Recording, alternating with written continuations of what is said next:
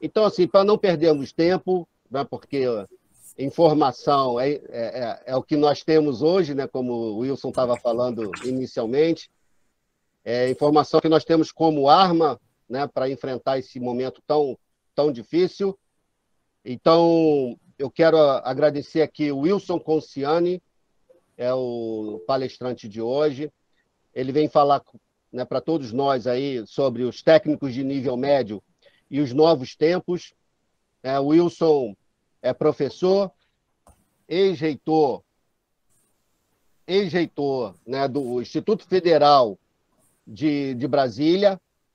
Então, uma pessoa que tem todas as condições de nos trazer aqui algumas orientações e algumas informações, não somente para nós técnicos que estamos aí, né, na luta, no mercado de trabalho, mas também para os próprios gestores, né, dos conselhos regionais de técnicos, que é um conselho tão recente e que carece de políticas para enfrentar esse momento tão difícil. Então, Wilson, a palavra é toda sua. Nós temos aí o nosso teto de 8h30. Você fique à vontade para você falar até onde você achar o ideal. Só te peço que deixe um espaço de alguns minutos para as perguntas, né? Se assim for possível, dentro daquilo que você pretende falar, tá bom? Mas se não for possível, também não tem problema. As pessoas podem formular as perguntas aí pelo chat, que depois eu repasso para ele e ele responde conforme as informações que tem lá na lista de presença. Wilson, fique à vontade, meu querido. E obrigado por aceitar o convite. Boa noite às meninas, boa noite aos meninos. Agora, formalmente falando, queria, Osíris, agradecer bastante o seu convite, saudar todos os nossos colegas aqui presentes, uma saudação especial ao nosso presidente da UBATEC, o Augusto, que nos presenteia e nos honra aqui com a sua presença agora. E, Osíris, eu gostaria de colocar isso agora de uma forma bem informal. Vou tentar usar aí uns 30, 40 minutos para que a gente tenha um bom tempo para conversar e discutir. A minha intenção é fazer uma primeira apresentação acerca de aspectos da educação profissional que, em geral, a gente não conhece ou talvez não conheça em todo, porque nós, no nível técnico, a gente nem sempre procura a informação do sistema como um todo, e depois abordar algumas questões mais específicas do nosso momento socioeconômico. Então, se vocês me permitirem, eu vou colocar aqui um slide. Se você pode me autorizar, Osíris, a colocar o slide, por gentileza?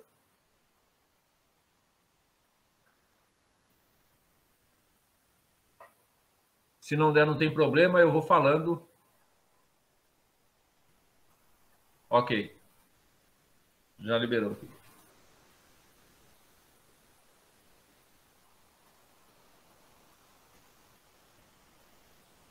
Então, só reiterar aqui, a nossa fala é do técnico de nível médio e esses novos tempos que nós estamos vivendo. Importante lembrar, ao longo da nossa história, qual foi o papel da educação profissional e tecnológica. Lá em 1808, quando a família real chegou no Brasil, eles instalaram a nossa primeira escola de educação profissional. Era uma escola para a construção de navios, né? E o decreto real que criava a escola dizia assim que o objetivo era reduzir a vadiagem, né? Tirar esse povo que estava na rua sem fazer nada, então bota lá para fazer alguma coisa.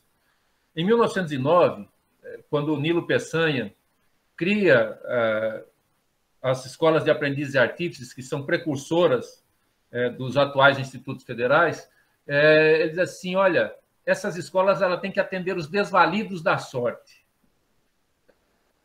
Caramba, né? Vadiagem, desvalido da sorte. Só em 1930 é que a gente tem, de fato, a primeira preocupação de preparar trabalhadores para a indústria. Com um trabalho bastante interessante, com a participação de Robert Cochrane, um dos criadores do Senai, né? Vem a ideia, então, de preparar trabalhadores para a indústria. E aí as escolas começam a passar por transformações, até em nível de escolaridade, porque até então não havia nenhuma preocupação com escolaridade. A preocupação era botar o sujeito para fazer alguma coisa. Na medida da necessidade, as pessoas aprendiam a ler e escrever junto com esses cursos de artífices que eram ministrados. Então, agora a gente já tem a primeira preocupação, o primeiro ciclo do ensino fundamental, do hoje ensino fundamental, passa a ser trabalhado junto com a formação profissional. Aí, algumas transformações ao longo do caminho, e eu pergunto assim, em 2020, qual é o papel da educação profissional? Tem algumas legislações que colocam, mas eu vou trabalhando de tal maneira que a gente chegue lá no fim e a gente possa olhar um pouquinho para isso. Eu queria lembrar aqui que a educação profissional e tecnológica ela tem diversos níveis, ela é uma modalidade, ela não é nível médio, ela não é educação superior, mas ela é uma modalidade de educação profissional que perpassa todos os níveis de educação. A formação inicial e continuada, que a gente chama de qualificação, ela, na verdade, não está vinculada com nenhum nível de educação, ela pode ser para o pessoal que está em fase de alfabetização ou para o pessoal que já fez mestrado e doutorado. Então, é um nível de formação que independe de escolaridade. O curso técnico de nível médio, onde nós vamos nos concentrar, e que somos maioria, eu não falei, mas eu sou técnico em edificações, com muito orgulho, atuei e atuo ainda hoje como técnico em edificações. Nós temos o curso superior de tecnologia, que é uma graduação tecnológica. Nós temos os mestrados profissionais e os doutorados profissionais, de tal maneira que eu posso fazer uma sequência, eu posso começar lá como uma formação inicial de operário, por exemplo, pintor ou padeiro, depois eu faço um curso técnico, por exemplo, de confeitaria, depois eu faço um curso superior de gastronomia, depois eu faço um mestrado em produção artesanal de pães, e depois eu faço um doutorado em produção artesanal de pães ou produção industrial de pães, de tal maneira que a gente tem o ciclo completo. No Brasil, diferentemente dos outros países, a aprendizagem profissional não faz parte da educação profissional e tecnológica. É uma digressão, é uma coisa brasileira, mas, enfim, a aprendizagem profissional também é educação profissional e nós estamos trabalhando muito para que isso volte a ser incorporado. No Brasil, a nossa oferta de educação profissional e tecnológica é muito pequena. Nós estamos agora com alguma coisa entre 8% e 9%. Os números não são precisos, depende muito da fonte que a gente consulta. Tem fonte que ainda fala em 4%, tem fonte que já fala em 11%, mas o número ainda é pequeno. E dentro esses números que estão aqui são de 2019, 89,9%, praticamente 90% da educação profissional é de técnico. Só 8% de curso superior de tecnologia e a gente não tem estatística fechada de mestrado profissional. Doutorado profissional só tem 2 no país. Então, a gente tem assim, um nível muito pequeno de oferta de educação profissional. Se a gente olhar para outros países, a gente fica assustado, porque o Reino Unido, né, Inglaterra, por exemplo, tem 32%, Portugal tem 39%, a Espanha tem 45%, a França tem 45%, a Alemanha tem 51%, a Finlândia 62%, a Áustria tem 77%. Quer dizer, os outros países, e aqui eu estou colocando países europeus, eles investem pesadamente em educação profissional e o nível técnico é o carro-chefe. Quais são as causas e quais são os efeitos que a gente tem por conta disso? O primeiro problema que a gente tem é a cultura escolástica. Se desenvolveu no país uma cultura muito, muito ruim, que é a cultura de que só vale o diploma escolar e o diploma do mais alto nível escolar. Os outros não têm valor. Tudo que as pessoas vão fazer tem muita visão escolástica. Mesmo nos nossos cursos técnicos, a visão escolástica predomina. A gente perde muito de prática porque está preocupado com visões filosóficas, conceituais. Isso nos descola da realidade do mundo do trabalho. Há uma valorização excessiva do trabalho intelectual. Não é que o trabalho intelectual não tenha valor. Todo o trabalho tem valor, inclusive o trabalho intelectual. Mas aqui no Brasil, nós pensamos que quem trabalha intelectualmente é mais importante do que os outros, o que não acontece em nenhum lugar do mundo. Se a gente pegar as massas salariais, que é um indicador razoável, da Europa ou da América do Norte, a gente vai ver que a diferença de salário é em torno de 3% a 5%, 10% em alguns casos, na maioria das vezes ligadas a cargo de gestão. Então, os trabalhadores têm todos o mesmo valor e a mesma dignidade. Infelizmente, no Brasil, a gente ainda não percebeu isso, embora dados da RAIS mostrem que, na massa de salários, os técnicos estão muito bem posicionados. Como consequência disso, a gente tem uma falta de profissionais de nível técnico absurda.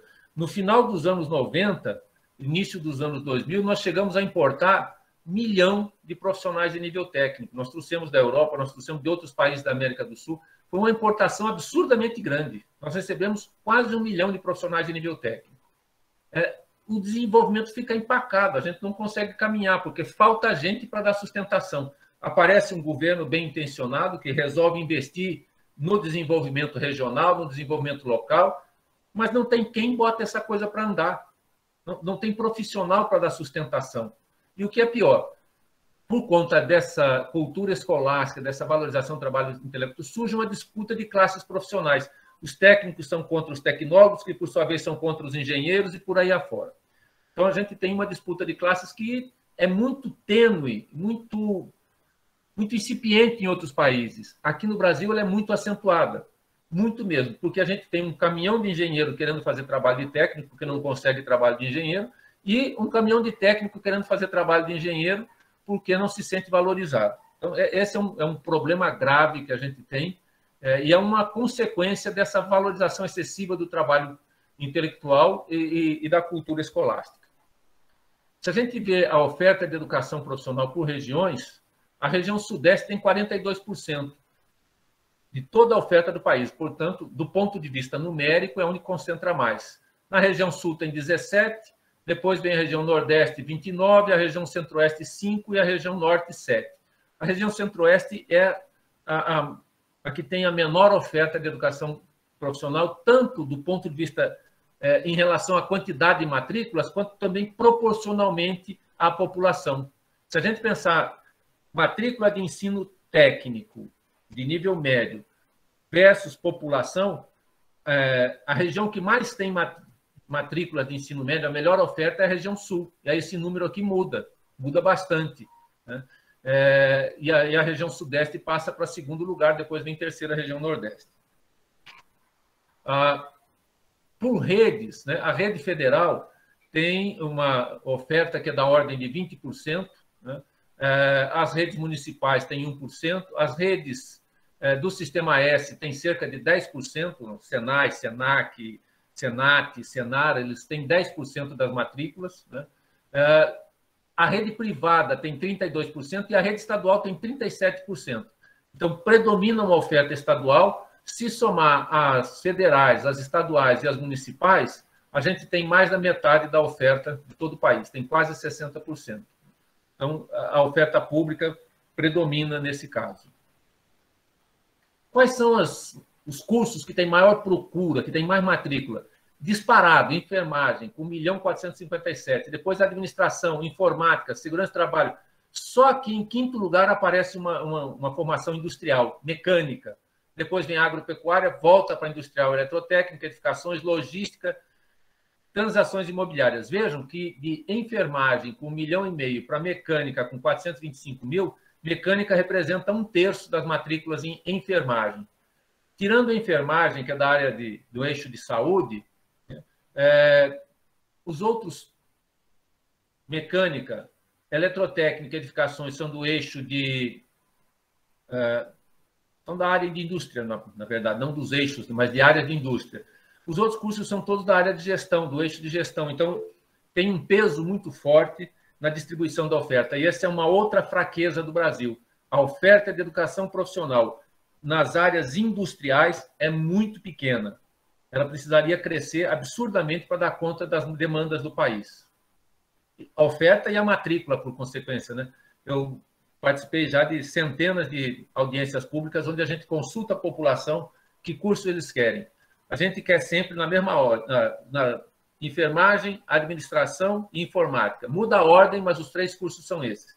E aí a gente tem um trabalho danado para mostrar para as pessoas que isso não é exatamente a demanda deles, que existem outras demandas. E aí a gente pega números do IBGE, números das companhias de desenvolvimento, números da economia para mostrar quais são as áreas onde há demanda por profissionais. Eu trago aqui uma página, a página de abertura do Catálogo Nacional de Cursos Técnicos, é o catálogo que regulamenta a educação de curso técnico no Brasil, a oferta de curso técnico. Essa é só uma imagem, nós tínhamos um catálogo que era um livro, em PDF, nas últimas versões, agora a gente fez uma versão eletrônica. Aqui estão as informações contidas para cada curso, carga horária mínima, pré-requisito, legislação, itinerários formativos, a gente trata muito bem disso, campo de atuação, ocupações CBO associadas a uma situação muito concreta no mundo do trabalho. Às vezes, eu sou um técnico de edificações e sou contratado como desenhista. É uma ocupação associada, a CBO coloca isso bem. A infraestrutura mínima para ter um curso de qualidade, quais as nomenclaturas anteriores, por exemplo, edificações já foi chamado de construção civil, técnico em construção civil. E as instituições ofertantes que nós estamos implementando agora. Quanto custa a educação profissional? Eu trouxe aqui dados que não são dados atuais, esses dados aqui são de 2020. Na verdade, como eu pego da base de 2020, reflete o ano 2019. Em 2019, um aluno da rede federal custava R$ 17.138,79. Um aluno do Senai custava R$ 18.776. A média mundial é de $8.600. Eu estou falando de aluno por ano, tá, gente? Custo anual. A média mundial é de $8.600, que lá em 2020 significava R$ 47.300, né? 2019. A escola de nível médio pública, R$ 4.980. Vejam que isso não chega a 30% de um curso técnico, nós estamos falando da escola propedêutica. O custo é bem mais baixo. A educação profissional é uma educação que custa caro, embora nem de longe o que o pessoal fala por aí. Eu vejo gente falando de 60 mil, 70 mil reais por aluno por ano. Não é verdade, né? Esses dados são dados públicos, estão na página do MEC, a gente pode extrair de lá. E esse aqui sai da página da OCDE. Este valor aqui eu peguei também de 2020, de uma escola de nível médio privada que oferta uma educação que, para fins de comparação com o Enem, está no mesmo nível da rede federal, R$ 19.242,84. Essa escola de nível médio não oferta educação profissional, não tem laboratório de mecânica, não tem laboratório de química, não tem laboratório, química industrial, né? Não tem laboratório de eletrônica, é uma escola de nível médio, com o básico, né? Vejam que é mais caro do que uma escola que oferta a rede federal, que é uma escola de excelência no mundo todo. A rede federal de educação profissional e tecnológica do Brasil, ela está entre as melhores do mundo. Se o Brasil fosse um país, ocuparia a 4ª posição mundial naquele relatório de PISA, tão famoso, pela qualidade dos seus alunos. Eu tenho aqui um link que a gente tem, onde a gente compara as situações de emprego. Esse aqui tem dados até 2019. Eu peguei desse link um caso de edificações, eu escolhi o curso meu, que é mais fácil para eu pensar. Aqui está a distribuição dos técnicos em edificações no Brasil.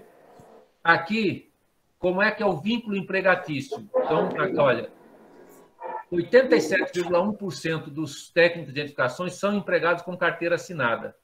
E eles permanecem, 70% deles permanecem mais de um ano no mesmo emprego. Então, é um índice de permanência bem acima da média da população.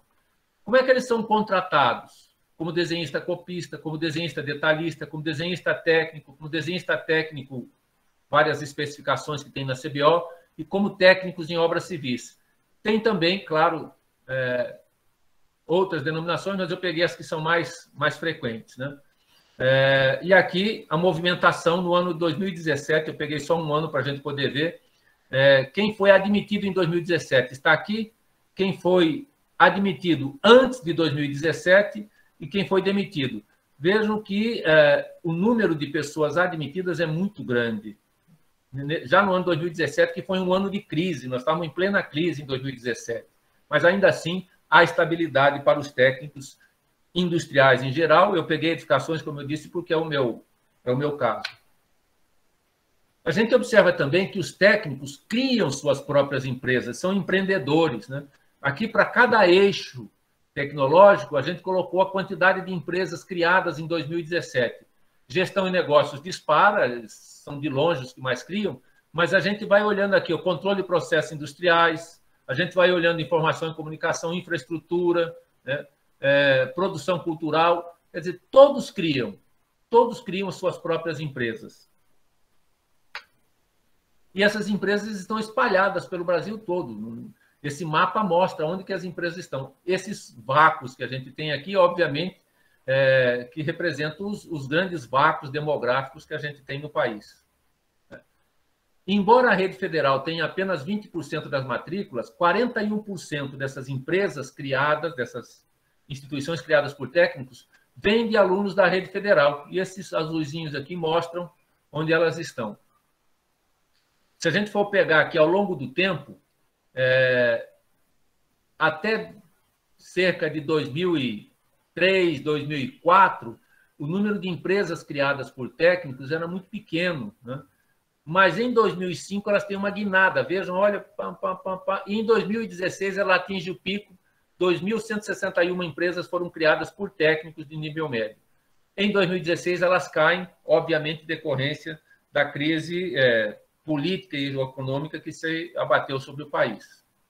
Eu trago aqui também um dado, esse dado aqui não é novo, esse dado é velho, eu não consegui dado novo, mas isso aqui é a média de salários, né, do ano de 2017. Então, a média dos mais baixos estava por volta de 1.800, naquela época o salário mínimo era 900 e tanto, né? Os valores mais altos estão por volta de 4.600 e o valor mediano de 2.300. Ah, mas eu conheço um técnico em edificações que ganha 12 mil, eu conheço um técnico em mecânica que ganha 10 mil, eu conheço vários, mas nós estamos tratando aqui de dados que foram extraídos da RAIS, portanto, a gente está falando de dados que são uma estatística do país. Em 2017, nós tivemos uma reforma trabalhista e essa reforma trouxe alguns impactos para todos os profissionais, mas, sobretudo, para os técnicos industriais. 83% dos empregos são intermitentes ou parciais após a reforma trabalhista, ou seja, a gente perde a estabilidade no emprego como a gente tinha antes da reforma. Isso vem a atender uma forma de economia que se instala no país, aliás, que se instala no mundo inteiro. A gente fala da economia gig, aqui no Brasil a gente conhece como uberização da economia. Quem não conhece Airbnb, Uber, iFood, né, que são plataformas de ofertas de serviços, que não... Eu vou lá, me candidato, eu trabalho, mas eu não tenho carteira assinada, eu não tenho nenhum contrato de prestação de serviço, eu simplesmente presto um serviço, né? Se tiver espaço, bem, se não tiver, amém. E quem estabelece a remuneração não sou eu, é a plataforma, a empresa que criou essa forma. Ou seja, não existe nenhuma relação contratual entre estas instituições, esse tipo de instituições, eu peguei aqui algum exemplo, e o prestador de serviço. Há uma pressão muito grande pelo tal do trabalho doméstico, né, o home office, que tem impactos na economia também, que a gente diminui o tráfego, o trânsito de transporte urbano, o que é maravilhoso. Por outro lado, na casa do trabalhador, ele tem que gastar mais energia, ele precisa de se equipar melhor, móveis melhores, espaços melhores. Então, a gente tem uma série de outras demandas que são investimentos do trabalhador. No mundo inteiro, nós estamos experimentando uma redução geral de renda. A renda geral no mundo inteiro está diminuindo. E isto aqui tem a ver, né, essa redução de renda tem a ver com essa uberização da economia. Também por conta disso, a precarização das relações trabalhistas. No Brasil, ela foi formalizada, né? O Congresso Nacional aprovou leis que tornam as relações mais precárias. Em algumas nações, em alguns países, estão caminhando na direção contrária. Se a gente pegar as leis do Reino Unido, lá o motorista de Uber pode continuar trabalhando de Uber, nenhum problema, só que ele é um taxista. Exatamente igual ao táxi, não tem diferença do ponto de vista público, ou seja, ele se submete às mesmas normas, ele tem que pagar as mesmas taxas, tudo igual. Por que essa preocupação do governo do Reino Unido. Porque esta pessoa que não tem uma relação trabalhista, que não recolhe seus impostos, que não recolhe para a Previdência, ele pode ficar doente. E ele precisa do serviço público. Ele pode perder dias de trabalho e ele precisa de alguma coisa para se sustentar. Então, todo o arcabouço social é sustentado pelos impostos, pelos recolhimentos, né? Pela organização formal do trabalho. E isso, neste tipo de economia, está sendo colocado de lado. Agora a gente vê o grande movimento que está aí dos motoristas desses aplicativos por conta do aumento da gasolina. O que está acontecendo? Eles já não conseguem mais ter a mínima renda, a maioria está parando, tem gente que quebra o carro e não consegue consertar, porque a renda não é suficiente. Alguns tribunais do trabalho estão dando ganho de causa para os trabalhadores que entram contra essas empresas, estabelecendo que tenha relações trabalhistas entre elas. Na maioria dos estados americanos já se configurou essa situação, ou seja, para a maioria dos estados americanos, o motorista de aplicativo ele é um trabalhador contratado, está sujeito às mesmas relações de quem tem carteira assinada. Na Alemanha isso também está sendo trabalhado, na França está em discussão, de maneira que no país inteiro, no mundo inteiro, há uma preocupação em diminuir a precarização dessas relações trabalhistas. Mas vamos dizer assim, mas isso não atinge nós que somos técnicos, atinge diretamente. Trabalho doméstico, redução de renda e precarização das relações trabalhistas nos atinge diretamente, porque atinge a nossa qualidade de trabalho, atinge a nossa qualidade de vida e a qualidade do trabalho que a gente presta também é atingida. E eu vou falar um pouquinho disso mais para frente. Nós temos uma demanda por técnicos absurdamente grande. 13 milhões de técnicos era o que a gente estava em 2016, numa estimativa bem rasa, técnicos industriais. Nós não estamos falando aqui dos outros técnicos, técnicos de enfermagem, nós estamos falando de técnicos industriais, né? Eu trouxe aqui um slide que eu tirei de uma plataforma que fala do Fórum Econômico Mundial, né? O que eles estão esperando dos trabalhadores? Gestão de pessoas, que sejam capazes de gerir pessoas. Opa, peraí. Como técnicos, nós gerimos equipe, então isso se aplica para a gente. Resolução de problemas complexos. Bom, a gente está dentro da obra, a gente está dentro da oficina, a gente está dentro do laboratório, a gente enfrenta problemas, a gente tem que resolver. Flexibilidade cognitiva. Aqui eu tenho um pouco de medo disso, né? Na verdade, esses dois problemas aqui nos colocam cargas que nós não temos necessariamente que cumprir. Resolução de problemas complexos são aqueles problemas que estão na nossa alçada e a gente resolve, mas não podem querer transferir para nós problemas que não são nossos, são problemas da estratégia da empresa, da gestão, da presidência da empresa. E flexibilidade cognitiva é muito interessante. Nós estamos num momento de polarização da sociedade, e não é só no Brasil, mas aqui no Brasil está muito exacerbado.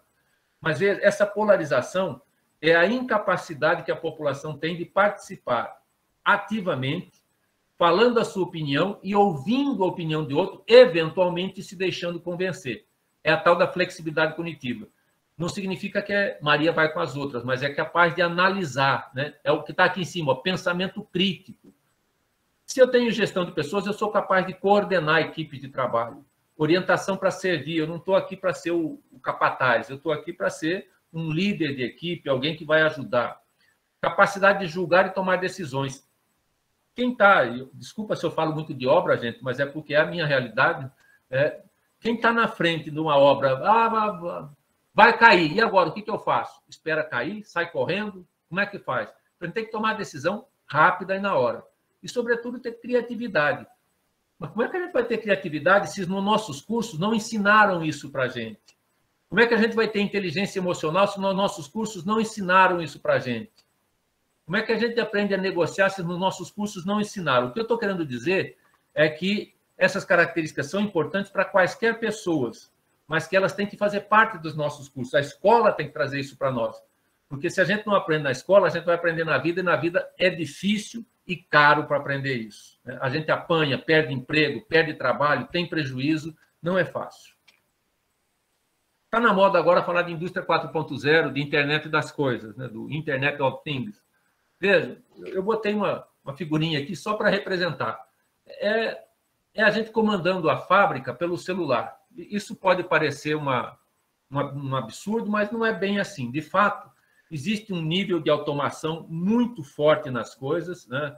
Eu mesmo agora estou fechando um aplicativo que nós desenvolvemos para vistoria de obras, que é feito pelo celular. A gente vai no celular e vai registrando todos os fatos, né? E nós estamos partindo para a segunda etapa, que é, nesse aplicativo, instalar processo de inteligência artificial para que nos indique possíveis causas das patologias que a gente está vendo. Ora, mas eu estou fazendo isso com o celular. Isso. Então, é possível a gente estar dentro de um momento de grande automação. E quais os impactos que essa grande automação tem na nossa vida? O que causa para a gente essa automação? Então, eu pretendo olhar um pouquinho para isso, né? Primeira coisa, a interação homem-máquina está cada dia maior. Necessariamente, nós precisamos aprender a usar as máquinas. Vejam bem o que eu estou dizendo, aprender a usar as máquinas. Eu posso programar uma concretagem, eu posso programar a proteção de uma laje ou de uma viga, eu posso programar a chegada de material, controlar tudo automaticamente, mas eu preciso de ter o domínio da máquina. Então, interagir com a máquina é essencial. Não nos é mais permitido negligenciar e dizer que nós passamos da idade, que nós não temos mais condições. É essencial. Eu não posso ter um celular, porque o celular é muito caro. Bom, é uma ferramenta de trabalho e a gente vai ter que correr atrás. A empresa deve nos providenciar isso em muitos casos. Como tem toda essa situação, eu vou falar de um parâmetro que não é comum a gente falar. Eu vou falar de inovação. Também é uma palavra que andou na moda muito forte, mas eu quero mostrar um outro lado da inovação, né? Primeiro, o que é inovação? É sempre explorar uma ideia nova com sucesso. Seja qual for a ideia, se ela for explorada com sucesso, ela é uma inovação.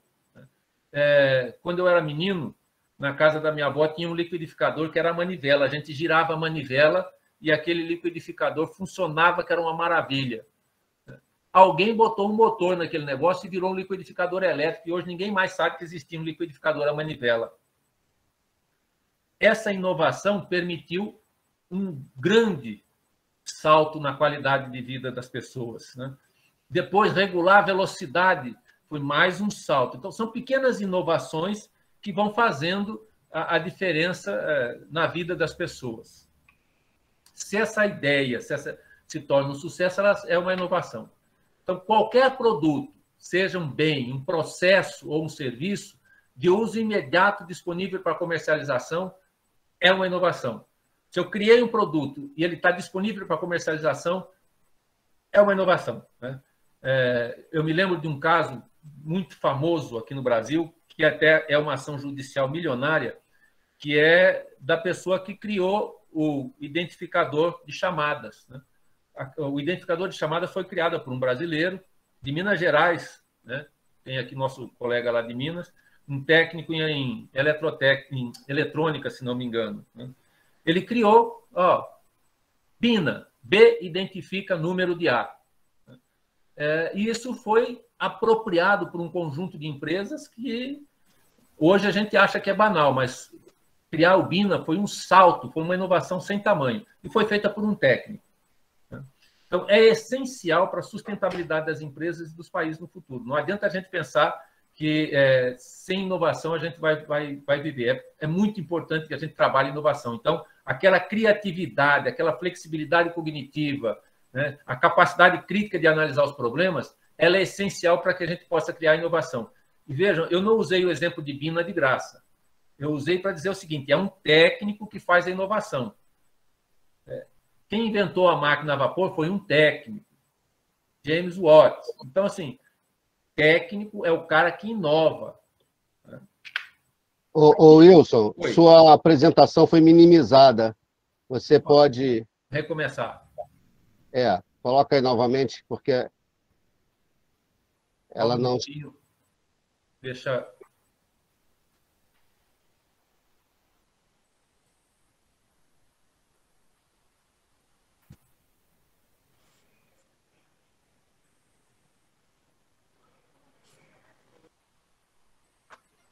falava da inovação. Eu quero mostrar aqui um gráfico que é de 2014, um gráfico da União Europeia, onde eles analisam o impacto da inovação da economia.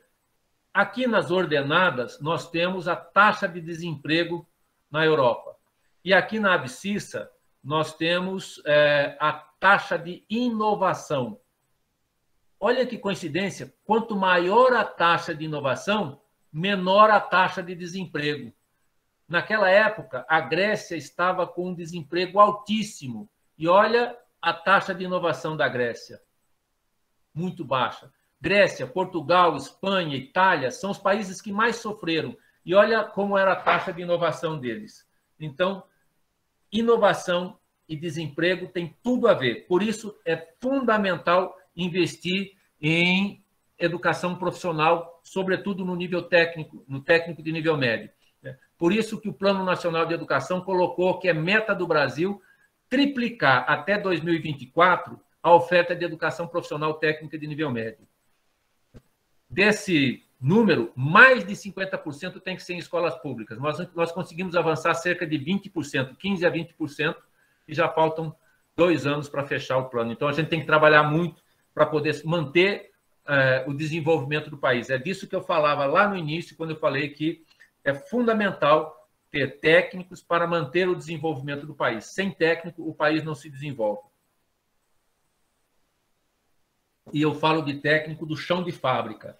Eu não falo do técnico da prancheta, nenhum desprezo pelos meus colegas que são desenhistas, nenhum desprezo pelos meus colegas que são planejadores de obras e outras funções mais. Mas quem está no chão de fábrica é que faz a diferença.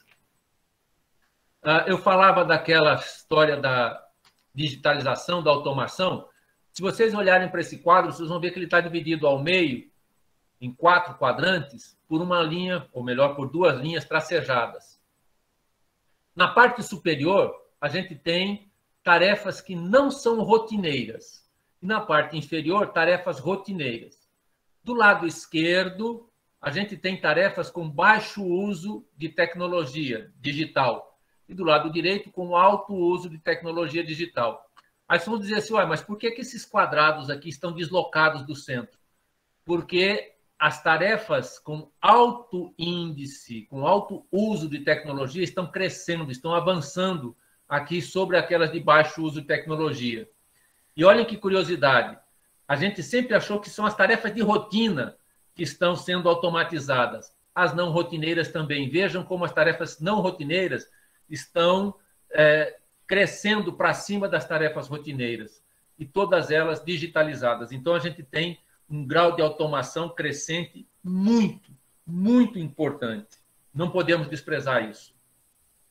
Se a gente falar de atividades básicas ou cognitivas, de atividade de criação, olha bem, ler no trabalho, 80% de atividade com uso de tecnologia, menos de 20% com não rotineiro.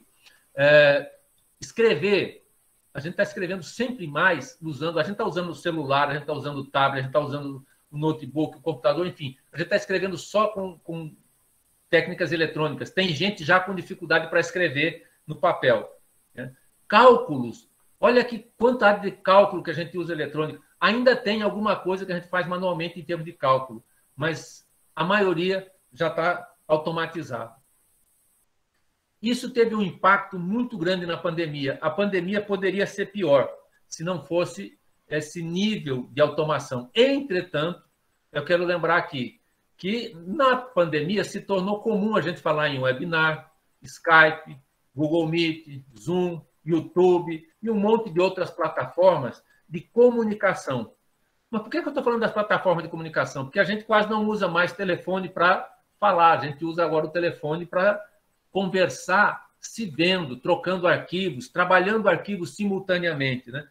Quem usa o Skype, quem usa o Meet, quem usa o Zoom, usa também trabalhar arquivos, né, colaborativamente. Ainda agora, a questão de 1 hora atrás, eu estava numa reunião em que eu escrevia aqui da minha casa e o meu colega que estava lá a 1.400 quilômetros, escrevia da casa dele. Então, trabalhar cooperativamente foi mais intensificado a partir da pandemia. A gente assumiu alguns detalhes a mais dessa digitalização da economia e das atividades. Entretanto, isso tem um preço, né? Eu coloquei aqui a figura feminina porque as mulheres sofrem muito mais do que nós, né? Para trabalhar em casa. Primeiro que a gente improvisa, né? Eu estou trabalhando no sofá. O sofá não é o melhor lugar para trabalhar. Ah, mas eu estou na minha casa. Sim, você está na sua casa, está de camiseta. A gente não tem que botar paletó e gravata. Eu até peço desculpa a vocês aí por não ter colocado paletó, mas eu estou em casa, né? Só que a gente não tem um ambiente de trabalho adequado e começa a aparecer interferência, né? É o filho, é o telefone, é a conta para pagar.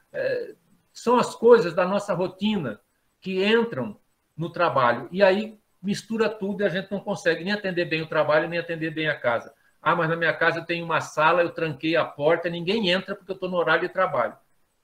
Não sei se isso existe e acontece, não. Acho que é muito pouco. Eu queria, caminhando já para o final, fazer um resumo disso. Nós tivemos, na era das descobertas, o ensino individual, né? O pai ensinava para o filho, o rei contratava um sábio, um bacharel para ensinar seu filho, né? Na era das invenções, as escolas se multiplicaram, então a gente começou a trabalhar bastante aqui com as escolas. Na era das políticas públicas, né, no final da Idade Média, a massificação da educação, que parte da Alemanha com o movimento de Lutero. Depois vem a fase de estudos e pesquisa do iluminismo, né, na França. As universidades criam corpo, até então as universidades praticamente atendiam só a nobreza, mas com a fase de estudos e pesquisa do iluminismo, a gente tem as universidades atingindo o seu auge. E aí vem a inovação. Para a inovação, a educação profissional é a resposta. Por isso que na Europa estão fechando universidades aos montes, na Ásia estão fechando universidades aos montes, porque esta fase aqui está bastante reduzida agora a fase da inovação. E a inovação é feita pela educação profissional. Muitas universidades tradicionais estão se tornando o que eles chamam de universidades tecnológicas ou institutos politécnicos para garantir educação profissional mundo afora. O Canadá fez isso num número muito grande, a Finlândia está fazendo isso absurdamente. Nossa, eu fiquei apavorado quando eu fui na Finlândia, porque eles cresceram tanto. Na Noruega, eles estão fechando as universidades e transformando em escolas. Na Alemanha também, né, as Fachhochschule, que na Alemanha são universidades que encolheram e abriram espaço para os institutos politécnicos, a universidades de ciência aplicada, a universidade tecnológica, conforme vocês queiram. Por fim, eu quero dizer que excelência é para todos, não é para um pequeno grupo. Formar profissionais antenados e capazes de resolver os problemas técnicos e viver em sociedade é o que nós precisamos hoje. E, sobretudo, sem técnicos industriais, o Brasil vai viver oscilando para lá e para cá e nunca vai chegar a lugar nenhum. Era isso que eu tinha a dizer. Eu estou aqui agora disposto a conversar com vocês para discutir algumas dessas ideias. Obrigado, muito obrigado, Wilson. Excelente palestra que você nos trouxe, elucidou, acredito eu, muitas dúvidas, muitas interrogações aí dos técnicos. As minhas, certamente, eu aqui já gravei, vou utilizar aí nas minhas palestras, futuras palestras. E nós temos aqui já um número de pessoas, né, querendo participar. Então, vamos ver aqui quem levantou a mão. Muita gente levantou a mão, mas eu acho que não estou vendo mais as mãozinhas levantadas aqui. Silaí. Então, Silaí começa, né? Já tem também o Valtomir, Ana Gabriela. Então, gente, olha, vamos lá. Formule aí, tente em 2 minutos formular a sua pergunta, para que dê oportunidade para todos, porque a lista está aumentando. Professor Conciani, a minha pergunta é bem rápida. Você acha que há políticas nos últimos 16, 20 anos, talvez, de se investir muito no ensino superior foi errada, ao invés de se investir maciçamente no ensino base e no ensino médio, principalmente técnico? Oi, Silair, que bom ver você por aqui. Não, Silair, eu não vejo que houve um investimento prioritário em educação superior, muito pelo contrário.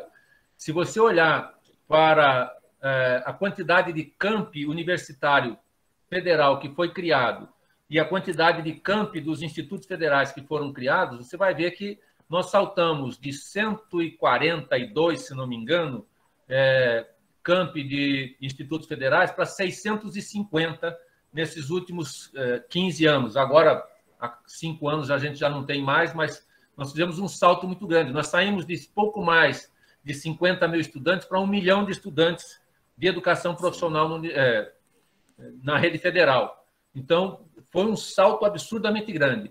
Infelizmente, nos últimos 5 anos, cortou, né? A meta era chegar a 1.000 até 2020, a 1.000 campi da rede federal. Em 2016 houve um corte, a gente chegou a fechar alguns campi que já estavam em projeto, em fase de implantação, mas eu reputo que nós precisamos de crescer tanto com educação no país que não dá para a gente dizer agora o investimento em educação de nível superior deve ser deixado. Muito pelo contrário, nós estamos perto de atingir a massificação do ensino básico, ou seja, no ensino fundamental, a gente já tem 99,7% das crianças na escola, pelo menos tinha antes da pandemia. No nível médio, ainda não chegou a 95%. Na universidade, nós temos cerca de 8 a 9% de jovens matriculados. Então, a gente ainda tem uma demanda muito grande por formação de nível superior e por formação de nível técnico. Então, a gente tem que crescer muito com esses 2 níveis de educação, com a educação técnica e com a educação de nível superior para poder atender a demanda da sociedade. Se a gente comparar com a Europa, o número ideal seria a gente ter 70% de matrícula nos cursos técnicos e 30% nos cursos de graduação superior. Tá? Então, nós ainda não atingimos nenhum dos dois, nós estamos muito longe dos dois. E quanto ao ensino de base? Do ponto de vista numérico, nós estamos muito perto de chegar lá. Do ponto de vista qualidade, é preciso investir muito mais em formação de professores, infraestrutura, porque não adianta só capacitar o professor e não ter infraestrutura. Tem infraestrutura e não capacitar o professor. A gente tem que trabalhar as duas coisas, infraestrutura e professor. Se não trabalhar essas duas frentes, a gente não vai conseguir sair dessa situação. E esses dados não são falas minhas, são falas do IPEA, que é um órgão da Presidência da República, tem um artigo só sobre isso, eles escreveram um livrinho, são cerca de 70 páginas, sobre essa situação. Obrigado, professor. Ana Gabriela.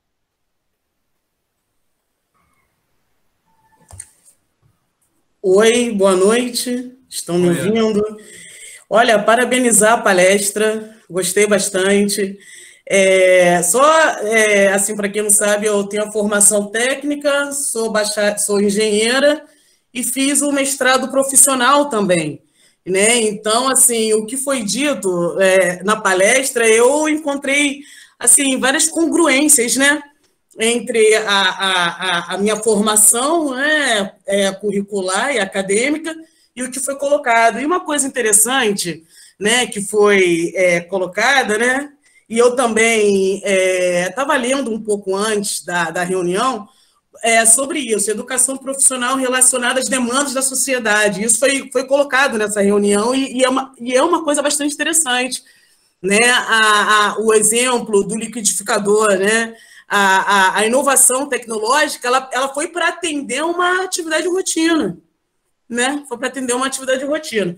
E uma coisa interessante que eu achei, né, também, quando foi falar sobre laboratórios, não sei se foi também falar sobre atividades em grupo, quer dizer, a pessoa de nível técnico, né, de formação técnica, ela trabalha muito, né, em grupos, em práticas, e isso, assim, eleva, assim, valores, né, valores nobres, facilita as relações sociais, né? E é uma característica muito admirada em líderes, gestores, né? Saber lidar com as pessoas.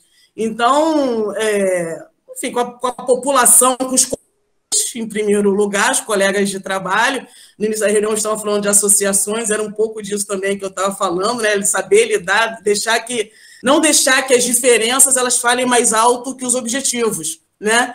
E a questão é basicamente isso, né? Dos líderes e gestores trabalhando e por quê? Não é coincidência, né? Isso ser formado por técnicos, né? Porque a formação ela permite isso, né? E eu não formulei uma pergunta, mas parabenizar, acho que é isso. A inovação tem muito a ver também com o doutorado profissional, né? Às vezes isso é exigido, né? Nos cursos, tem que ser inovador, E vai muito do berço, né? Da formação profissional e tecnológica. Parabéns, obrigada pelo espaço. Ana, só para complementar o que você está dizendo, antigamente a gente costumava dizer assim, o cara fez curso técnico, aí ele cresceu, ele virou engenheiro, né? Nós hoje temos 25% dos alunos matriculados em cursos técnicos que já são engenheiros, arquitetos, advogados, contadores, ou seja, os bacharéis que não encontram seu espaço no mundo do trabalho e eles precisam voltar para a escola, estudar e agora, como técnicos de nível médio, encontrar o seu espaço. Eu não vejo nenhum demérito nisso, muito pelo contrário. Eu acho que a gente tem que achar aquilo que a gente gosta e sabe fazer. Tem pessoas com perfis diferentes e a gente encontra o perfil da gente e senta lá. É nesse espaço que a gente vai se dar bem. É isso aí. E essa questão de atender as demandas. Eu falei tudo, parabéns, é isso aí. Eu não vejo demérito. Eu fiz primeiro o curso técnico e depois a formação profissional. Mas a visão do técnico é diferente, sem dúvida nenhuma, né? Quando eu ingressei na faculdade, eu sentia que já tinha um arcabouço técnico muito forte que faz, sim, diferença aprender a redigir um relatório, não é isso?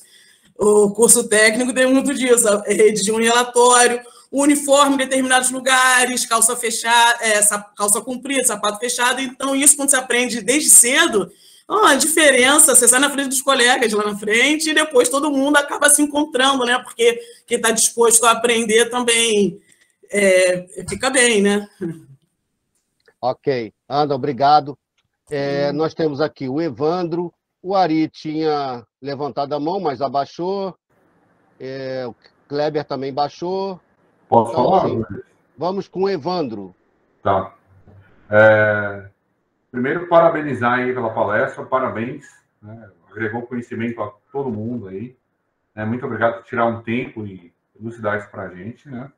Eu gostaria de falar um pouquinho sobre os técnicos. Muitos técnicos que eu conheci, eles se formam, não chegam nem a trabalhar na área, já pulam ali para a sua formação superior. Eu conheço dezenas, assim, que fizeram isso, né? Que, inclusive, eu ajudei a formar. Isso, eu acho que se deve a pouca valorização do técnico, em especial aqui em Minas Gerais. As demandas não atendem, os técnicos não atendem as demandas da região.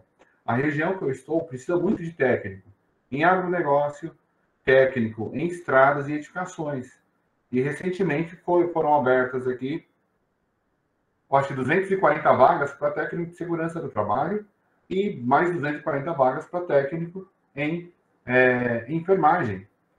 Né? A gente ficou também assim, todo mundo que é técnico aqui da região, mas não tem demanda para isso? Não tem, acho que essa pouca valorização. Outra coisa também é sobre a baixa qualidade das escolas. O que o governo do estado fez? Fez parceria com escolas particulares que não têm infraestrutura para oferecer um curso de técnico de edificações, um curso técnico de segurança do trabalho, não tem um laboratório. Então, o aluno ele fica muito na teoria. E aí, quando ele cai no canteiro de obras, por exemplo, né, ele não sabe exatamente o que fazer, fica perdido. Né?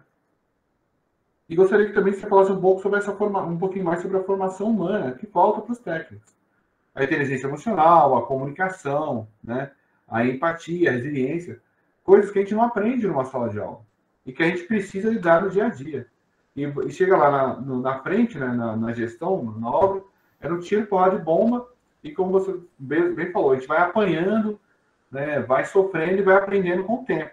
Mas até você aprender, você se acha muito incompetente com isso. Você se acha um mau profissional, tá bom? Muito obrigado. Muito obrigado. Eu acho que, de fato, a gente precisa valorizar mais. É uma questão cultural e não vai mudar tão cedo. A gente tem que trabalhar muito por isso.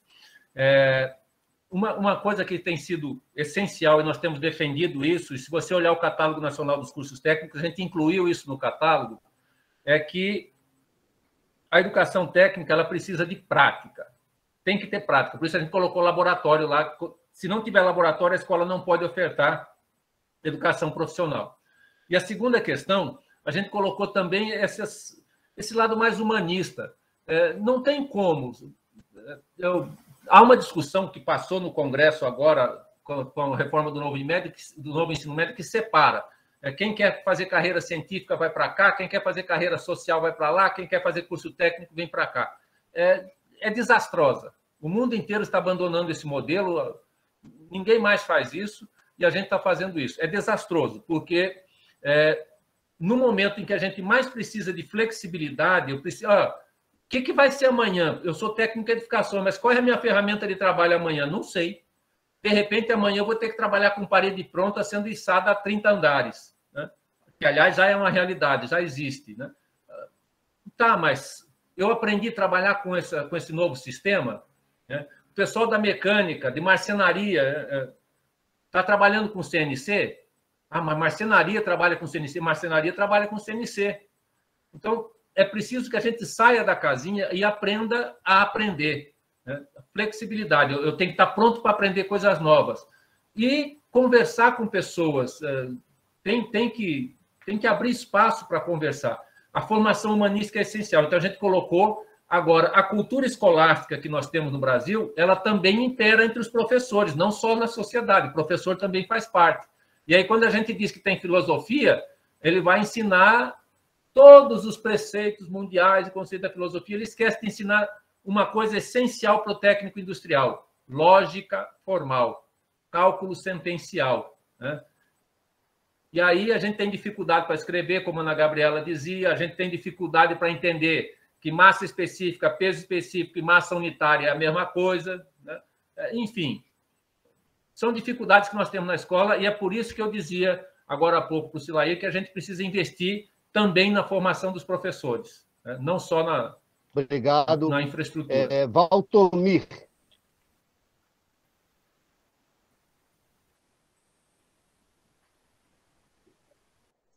Boa noite, o Valtomir, sou eletrotécnico, moro aqui em Brasília, estudei na Escola Técnica de Brasília, né, que é do governo estadual, aqui do estado do DF. Uma coisa que eu evidenciei muito na época da minha formação é a desistência dos alunos perante aos cursos técnicos. As escolas, elas não têm uma política para manter esses alunos na escola para evitar essa desistência, entendeu? Assim, eu tenho várias formações, as minhas filhas, todas são formação técnica, porque eu sempre baseei que o curso técnico é o primeiro passo para o primeiro emprego, né? Na verdade. Mas eu vejo que muitos jovens, eles começam, ficam um mês, 2 meses, aí começa a desistência, e a escola não tem uma política para manter aquele aluno ali, para animar que ele continue o curso até o final. Isso eu evidenciei de 2010, 2011, 12, 13, tanto no meu curso como no curso das minhas filhas, você entendeu? Então, eu queria saber o que está sendo feito hoje para que isso melhore. Oi, Valtomir. Bom que tem gente do DF participando. Fico contente que meus colegas técnicos aqui de Brasília estejam também conosco. A sua questão é essencial para a gente entender um pouquinho. E eu vou colocá-la em três partes, né? três apoios. O primeiro apoio é a infraestrutura. Para o aluno ficar na escola, ele precisa ter uma infraestrutura adequada. Ele vai ficar na escola fazendo o quê se a biblioteca não atende? Se na biblioteca não tem livro, ou o livro é um só para todo mundo, ou a biblioteca é muito quente, ou não tem banco. Então, ele precisa de infraestrutura, né? Obviamente que quando chega o final da tarde, do dia, a gente quer jogar a bolinha, a escola não tem quadra, né? Então, o primeiro apoio é infraestrutura. A escola precisa ter infraestrutura de boa qualidade, tá? Esse é um investimento que falta muito ao país.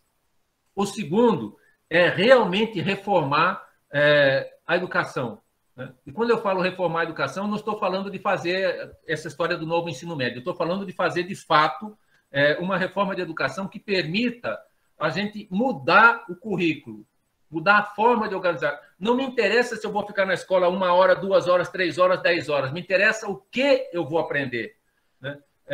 Nós temos no Brasil 1.000 horas de ensino médio por ano.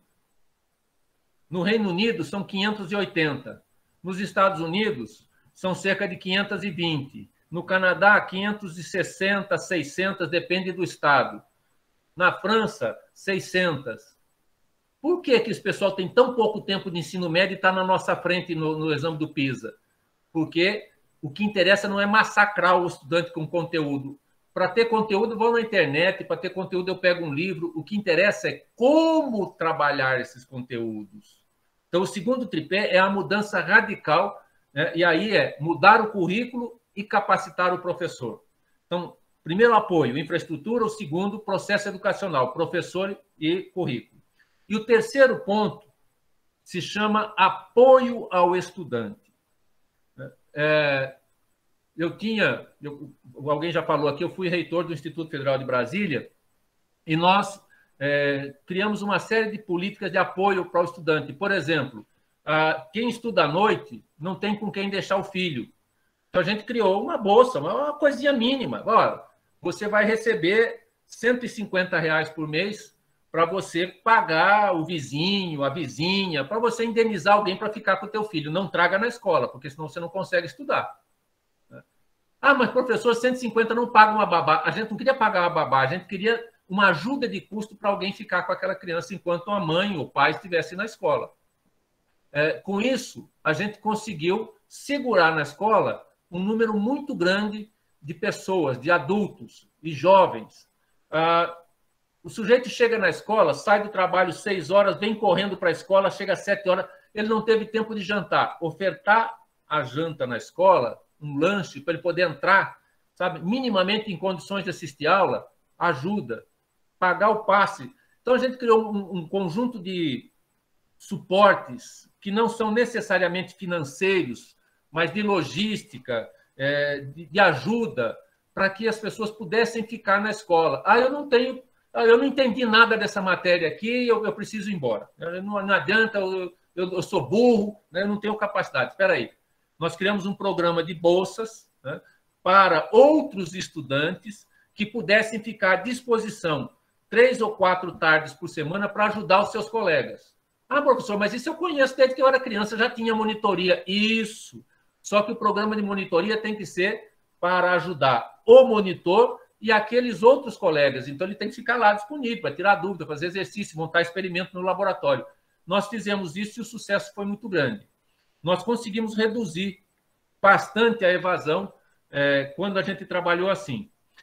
Veja, eu estou falando que são 3 apoios, né? 3 pernas para a gente se apoiar. E essas 3 são essenciais. Então, se você conseguir, numa escola, colocar essas 3 coisas, é possível. Agora, quando deixei de ser reitor, já enfrentava um problema. Eu deixei de ser reitor em 2019, desde 2016, o recurso da escola foi diminuindo. Primeira coisa que a gente cortou o lanche do pessoal. Depois a gente cortou a ajuda para os pais e as mães. E a gente foi cortando. Depois a gente cortou a bolsa de monitor. E a gente foi cortando até não ter mais. E aí a evasão voltou a crescer. Eu investi para fundar no Instituto Federal de Brasília. Eu fiz acordo com universidades do Brasil e do exterior para formar os professores. Mandei mais de 200 professores para fora do Brasil para fazer estágio, porque o curso era feito aqui no Brasil. Os professores das universidades de Portugal, do Canadá, da Inglaterra, da Finlândia, vinham aqui dar aula para os professores do IFB em Brasília. Formei professores, foi ótimo. Cadê o dinheiro para continuar com o programa? Não tem. Então, na medida que o recurso é cortado, né, a gente não tem como dar suporte para o estudante. O estudante precisa de suporte. Eu quero que o aluno fique dentro da escola o dia inteiro. Ele precisa ter suporte de banho, ele precisa ter suporte de um lugar para guardar os materiais dele, né? Então, apoio ao estudante e melhoria das condições da escola são essenciais, Valtomir. Eu espero que nós consigamos retornar ao patamar de investimento que a gente vinha tendo, porque em 12 anos de investimento seguido em educação, crescendo todo ano o percentual do PIB, nós saímos de 4 e uns quebradinhos, não me lembro exatamente, 4,1% ou 4,2% do PIB em 2003 e chegamos a 8,7% do PIB em 2016. Hoje nós estamos em 5%. Voltamos para trás. Todo aquele trabalho não foi perdido. Só que educação não é um processo que, assim, eu aperto o botão e ela melhora de qualidade na hora. Eu tenho que preparar a escola, eu tenho que formar professores, eu tenho que preparar todo o terreno, mudar as cabeças, e isso não acontece em um dia. Você vai ver o resultado. De 2016 para cá, a gente já caiu outra vez nas provas do IDEB. Infelizmente. Wilson, a pergunta Obrigado aí, professor. A pergunta foi muito boa e a resposta foi excelente. Olha, nós temos mais 20 minutos pela frente. Estou vendo aqui que temos 4 perguntas. Eu não sei se tem mais. Ari levanta, abaixa a mão toda hora. Eu não sei se Ari quer falar. Entendeu? Esse pessoal é complicado, esse pessoal do Rio Grande do Norte. Olha só. Agora eu fiquei contemplado. Aí surgiu nova dúvida, eu vou... Então tá. Olha só. Mas vou deixar levantado, vou fazer um comentário. Nós temos 20 minutos, ainda que a gente também possa até ultrapassar isso, não há problema nenhum, está gostoso, está muito gostoso, mas nós temos aí 3 perguntas. Então, vamos lá. Agora 4 de novo. O Adalto. Boa noite, professor. A questão... Estão ouvindo bem, então, né? A questão da formação técnica, né? Eu ainda vivo isso até hoje. Eu participei de vários encontros internacionais de formação profissional, né? Todos nós sabemos que não existe formação sem educação. Não dá para dissociar isso. Também sei que esse problema de formação profissional é uma coisa muito antiga. Em diversos encontros que eu tive em formação profissional, em nível assim, internacional, fora do país ou aqui no país, as perguntas, as dificuldades, basicamente, eram as mesmas. E o professor Wilson falou, né, ele falou de um tripé, eu acrescentaria mais uma, porque a indústria quer a pessoa pronta, quer o aluno pronto. Nós estamos falando de aluno de menor e aluno de maior idade. Ele falou que o aluno está faltando apoio. Agora, você imagina um aluno de maior idade, que conta a pratinha para pegar o ônibus, para comer alguma coisa durante o dia, para poder estar na escola. Aí você vê a indústria querendo uma pessoa pronta, ela não participa praticamente de nada. Se há evasão escolar, a indústria não está nem preocupada em apoiar esse aluno, como o professor Wilson falou. Ele deve ter falado de outra forma, mas eu estou me referindo aos alunos em geral, menor ou maior, muitos deles chefe de família, fazendo formação técnica, precisando muito, apostando nessa expectativa, sem apoio. A indústria, ela não faz expectativa de técnico, infelizmente. Não vou falar do Brasil, poderia até falar, mas vou apontar o meu caso. Como eu tenho visto alunos cada vez mais desmotivados e cada vez eu vejo mais uma distância muito grande entre indústria e formação técnica, né? Parece que não é feito aquela análise ocupacional aonde a escola procura direcionar a formação técnica para a vocação do Estado. Parece que não existe, perderam esse foco.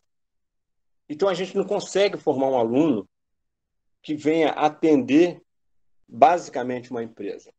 E o aluno se sente inseguro. E o aluno acaba se evadindo da escola.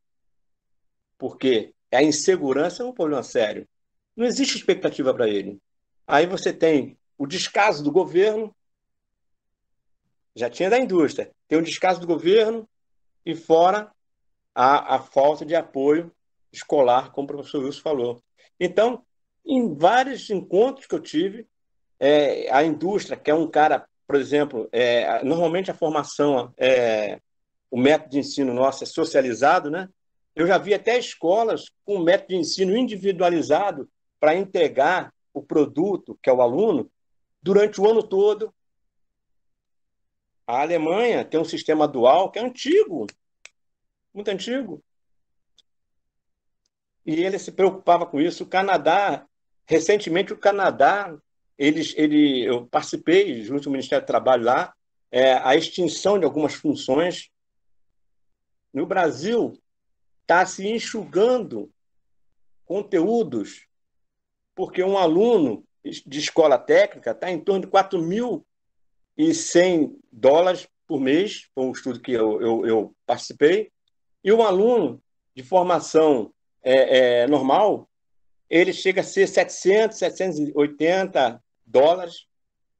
Então, estão achando que o aluno que não serve para a escola técnica, está em escola técnica, é um prejuízo. Enfim, é um caso muito sério para se pensar nessa atual situação de formação profissional, formação técnica, né? Que a gente tem que pensar. Eu agradeço a oportunidade aí. Parabéns, mestre, pela palestra. Adalto, você já falou tudo, né? Você não precisaria nem fazer comentário, mas eu vou acrescentar aqui 2 pitadas, né? Você falou do dual alemão. Na verdade, o dual alemão é muito trabalhado no Brasil porque o governo alemão investe muito e quer vender esse modelo no Brasil. Mas nós temos o dual da Suíça, que é muito melhor do que o dual alemão, né? Nós temos a alternância francesa também, que é maravilhosa, principalmente na educação do campo. A alternância francesa é um modelo de referência mundial. Agora, todas essas formas, elas dependem de um pontinho que você colocou, da interação com a indústria. E nós vivemos num país que, para além da cultura intelectual, da cultura escolástica, a gente tem um problema grave. O empresário ele não consegue enxergar que ele não é o único ser do mundo e que, se ele comer todas as sardinhas que estão em volta dele, ele vai morrer de fome lá na frente, né? Essa é uma das razões pelas quais nós estamos passando agora por esse momento tão conturbado, né? Porque a pessoa não consegue enxergar a antropofagia que está praticando. É a autofagia, ele está comendo aquilo que é ele. Nós fizemos um trabalho agora de avaliação de aprendizagem nas indústrias, conversamos com os estudantes, conversamos com as empresas, com o pessoal do Senai, com o pessoal do Senac, e a dolorosa resposta que a gente tem é: as empresas querem se livrar. Eu pago para não botar o cara aqui para não me atrapalhar, eu quero um profissional pronto. Então, desse jeito, ele não vai ter o profissional pronto nunca, ele vai estar sempre perdendo, né? Então, é uma mudança social muito profunda que nós precisamos, e ela não nasce se a gente não mudar a escola. Então, é preciso quebrar o círculo, e o círculo se quebra na escola com participação efetiva da sociedade. Eu estou vendo o Ari com a bandeira aqui atrás. Ari, nós começamos essa mudança no Rio Grande do Norte, no Piauí. Eu acabei de fazer agora, estou no meio de um trabalho de formação com os professores da educação profissional do Piauí e do Rio Grande do Norte, onde nós estamos fazendo exatamente o que o Adalto falou. Traz a indústria, senta, conversa, ok. A indústria quer isso? Ok. Para isso, nós precisamos disso. Temos acordo? Temos acordo. Então, vamos dar o passo seguinte, que agora é o curso. Então, nós estamos fazendo isso em todo o estado do Piauí, em todo o estado do Rio Grande do Norte. Começamos por 2 cidades do Piauí, por 2 cidades do Rio Grande do Norte, e já estamos expandindo. Então, nos lugares onde o governo tem interesse em investir em educação, e, sobretudo, em educação profissional, a gente pode mudar.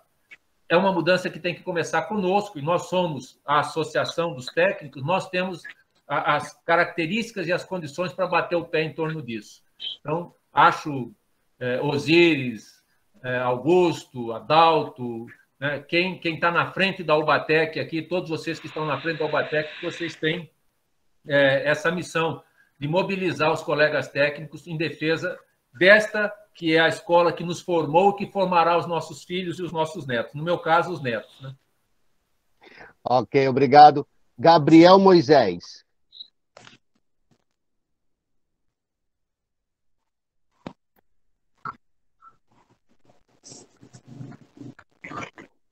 Cadê Gabriel Moisés? Está sem som, Gabriel.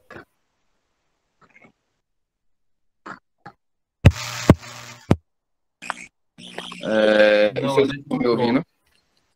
Tá ouvindo agora? Pronto.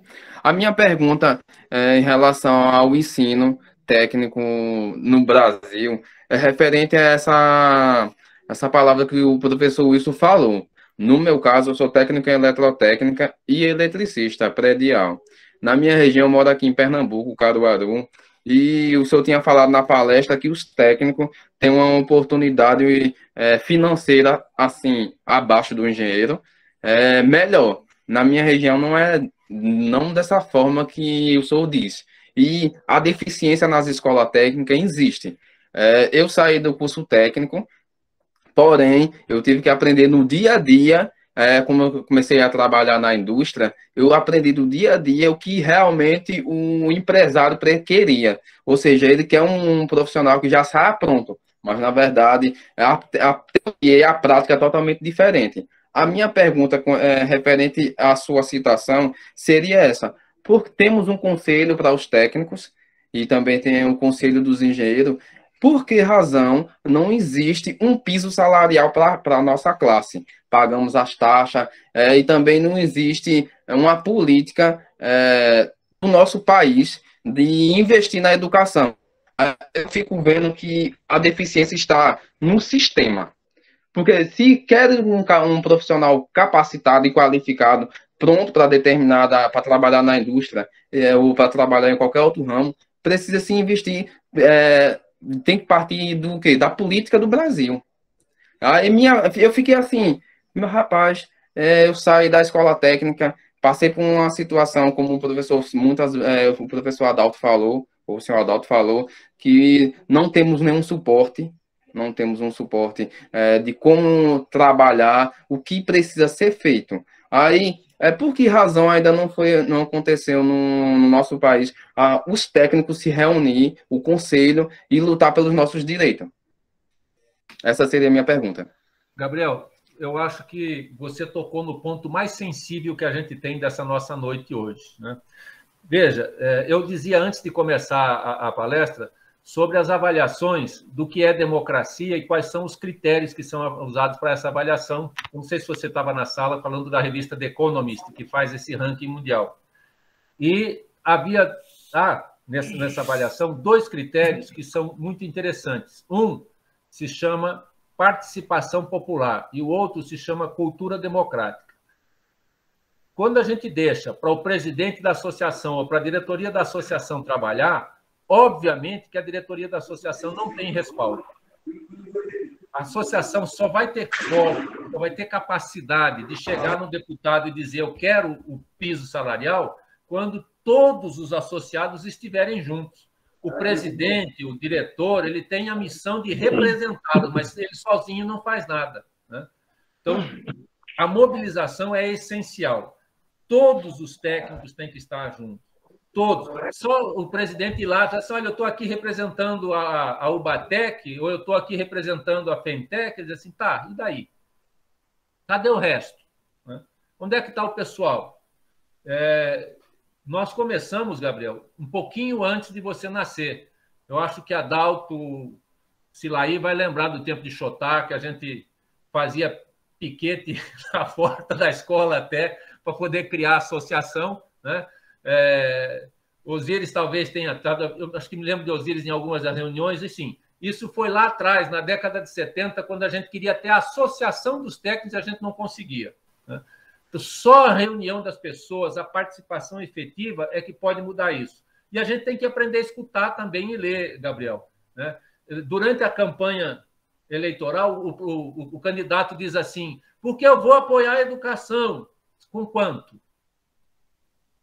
Aí o outro candidato diz assim, porque eu vou financiar a construção da escola. Como é que é? Você vai financiar a construção da escola? Mas eu pensei que a escola ia ser pública, ia ser de graça, ia ser de qualidade. Então, a gente tem que aprender a escutar também o que os candidatos falam para a gente poder saber quem a gente está botando para nos representar. Senão, a gente não consegue mudar nada, né? Quem muda somos nós. Os caras que estão lá são aqueles que fazem o que a gente pede. Se a gente está fraco, ele faz o que ele quer e não o que a gente pede.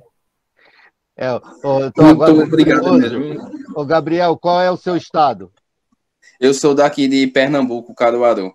Augusto, pega o rapaz aí.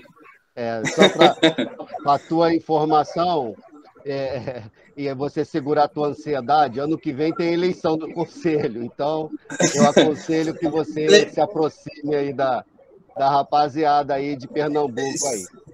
Seguindo o conselho do professor Wilson, ele falou assim, a gente tem que ter um pouco de senso crítico, né? E muitas das vezes o que hoje eu estou com 30 anos, muitas das vezes é isso que o professor tinha falado sobre a briga. O pessoal que é engenheiro, como tem uma engenheira aqui no grupo, ou se tiver mais, os técnicos querem ter uma posição no mercado, um crescimento, porém fica naquela, não é valorizado, pelo menos na minha região. Aí, vamos fazer um curso de engenharia. No meu caso, como eu sou eletrotécnico, vou fazer um curso de engenharia elétrica, para ver se as coisas mudam. E eu tenho um amigo que é engenheiro elétrico, que ele não recebe a oportunidade, que quer fazer um curso de técnico. Aí fica numa situação bastante difícil no nosso Brasil. Gabriel, como o professor Wilson falou, você, pelo visto, é novo aí, né, muito novo. No movimento. Mas olha só, não podemos confundir as atribuições de um conselho profissional, de uma autarquia federal, com um sindicato, com uma associação. Então, nós temos aí o Augusto do teu estado, né, está fundando aí a Ubatec, está liderando a Ubatec, então cola nele, né? E o Wilson, você me fez aqui lembrar do Chotá, grata lembrança, e nós aqui, assim que nós pudermos, nós daremos o nome de uma escola técnica aqui de Luiz Sérgio Chotá, né? Que é o nosso grande mestre e grande incentivador aí do movimento dos técnicos a nível nacional. Bom, olha só, a lista está grande aqui, quer dizer, são 3 pessoas que estão querendo fazer perguntas. Nós aí estamos lá já quase no limite, mas eu acho que dá para expandir um pouco aí o nosso horário. Então, nós temos Luiz Ramos da Silva, temos o Arimateia, da Paraíba, e temos Antônio Godoy. Então, Luiz Ramos, pode fazer a sua pergunta.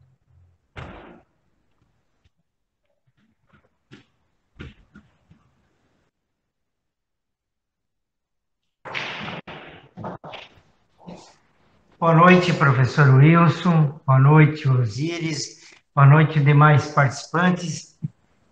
Eu sou técnico em mineração, formado pela Escola Técnica da SATIC, de Criciúma, Santa Catarina.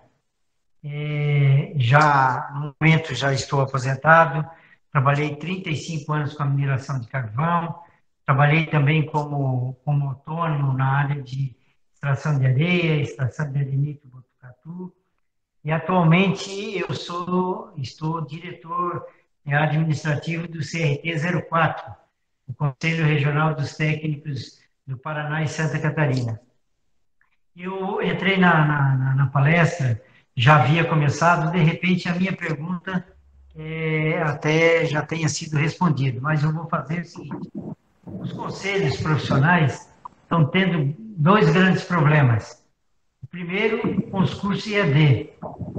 Infelizmente, estão aí, diga-se de passagem, a maioria deles muito duvidosos, né?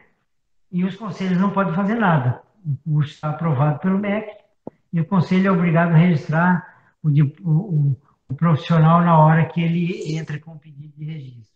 E o pior de que o EAD é o diploma por certificação. Isso aí, então, é o pior de todos. E todos os conselhos estão tendo problema. O CREA, CAL, o CFT não está tendo problema judicial ainda, porque o que está vindo, o CFT está registrando sem discutir. Então, eu gostaria de saber do professor Wilson o que os conselhos profissionais, não só o CFT, que é o Conselho Federal dos Técnicos, mas o CREA, o CAL, o que se pode fazer para tentar reverter essa situação? Não é possível. Na época que eu fiz o meu curso, eu sou formado em dezembro de 1972. Na época, só o meu estágio era maior que o maior curso de hoje. Meu estágio era de 1.440 horas. O maior curso hoje tem 1.200 horas. Então, pô, esse curso técnico de hoje já é um desastre.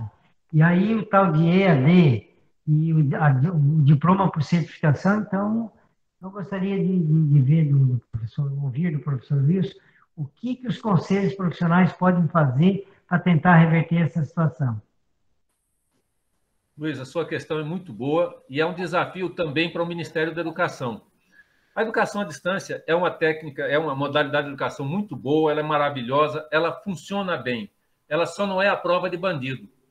Como nenhuma outra... eu fui reitor por 10 anos e abri centenas de processos por diploma falsificado da minha escola.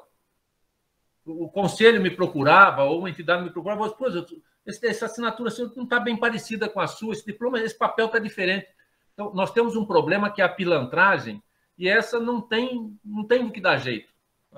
Infelizmente, nós não temos um processo de educação à distância bem desenvolvido, forma profissionais, leva a escola a lugares onde, infelizmente, a escola não consegue chegar. Então, a educação à distância é uma coisa boa. O mau uso, a pilantragem é que não tem controle. Da mesma forma, a certificação. A certificação também é uma coisa muito boa, ela valoriza o profissional, valoriza pessoas que têm experiência.